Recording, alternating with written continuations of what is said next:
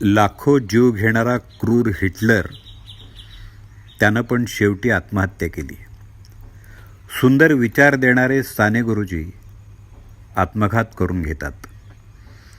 मनशक्ती नावाचं मनाला खंबीर करण्याचं शिक्षण देणारे लोणावळ्याचे स्वामी विज्ञानानंद मंत्रालयावरून उडी मारून जीव देतात.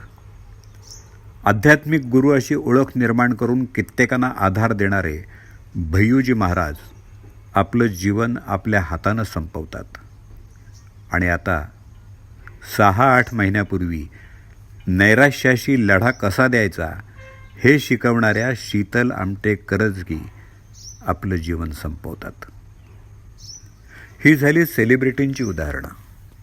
यातून काय शिकायचं आपण? पाण्यात शांतपणे पोहणारं बदक वरून शांत दिसत असलं तरी पाण्याखाली त्याचे पाय वेगानं हलत असतात. वर शांत पोहतोय हे दाखवण्यासाठी फक्त. त्याचे कष्ट त्यालाच माहीत असतात. माणूस वरवर दिसतो तितका खंबीर असेलच असं नाही.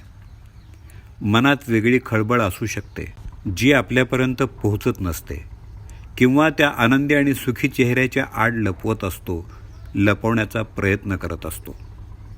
शेवटी काय? वर सुंदर ताजमहाल असला तरी खाली पायात कबरच आहे हे विसरून चालत नाही. म्हणूनच मित्र नावाच्या खांद्याचा आधार घ्या, मन मोकळं करा, बोलत राहा, व्यक्त व्हा, लिहित राहा आणि नैराश्याला पळवून लावा.